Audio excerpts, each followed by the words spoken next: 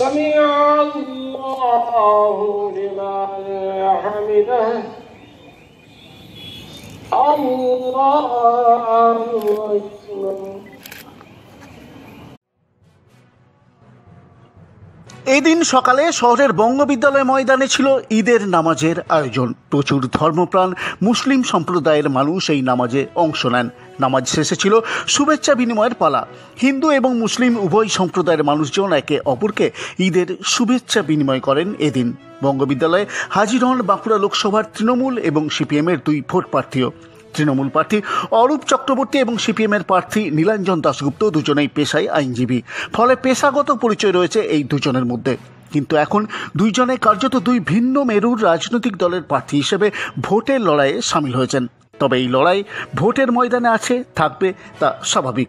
কিন্তু উৎসব আনন্দে রাজনৈতিক দূরত্বকে দূরে ফেলে একে অপরকে শুভেচ্ছা বিনিময় সৌজন্যতার মধ্যে পড়ে। এমনই এক রাজনৈতিক সৌজন্যতার নজির গড়লেন নীলাঞ্জন ও অরূপবাবু।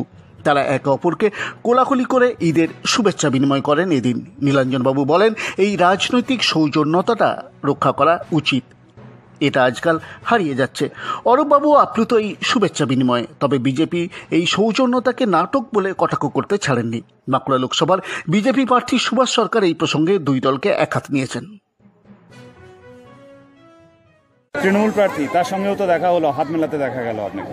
সৌজন্যতা রাজনীতির সবচেয়ে বড় জিনিস, এটাই আমরা ভুলে যাচ্ছি, কিন্তু সৌজন্যতা রাজনীতিতে সবসময় থাকবে।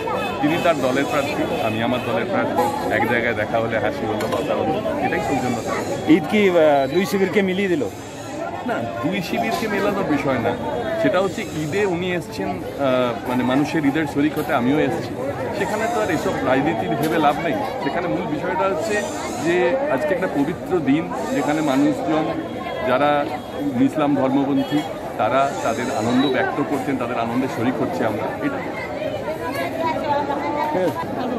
পশ্চিমবঙ্গে বা ভারতবর্ষে সব ধর্ম এক। আমরা যেমন ঈদে আসি, এরা দুর্গা পুজোয় আছে, কালী পুজো আছে, মানে সহাবস্থানের মতো।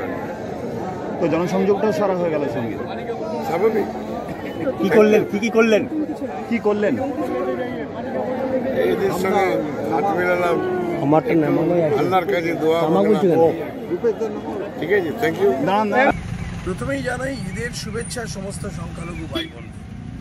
তবে আজকে সকালবেলাতে যে ঈদের নামাজের অনুষ্ঠানে তৃণমূল প্রার্থী আর সিপিএম প্রার্থী যে ভূমিকা পালন করলো নামাজের অনুষ্ঠানে পৌঁছে যাওয়া আর একে অপরকে কোলাকুলি করা, এটা মানে হচ্ছে একদিকে যেমন সংখ্যালঘু ভাইদের কাছে নাটক করা, তাদেরকে তোষণ করার উদ্দেশ্যে ওইভাবে যাওয়া এবং তাদের সামনেই ওই একসঙ্গে কোলাকুলি মানে হচ্ছে একে অপরের কাছে অক্সিজেন নেওয়ার চেষ্টা করছে।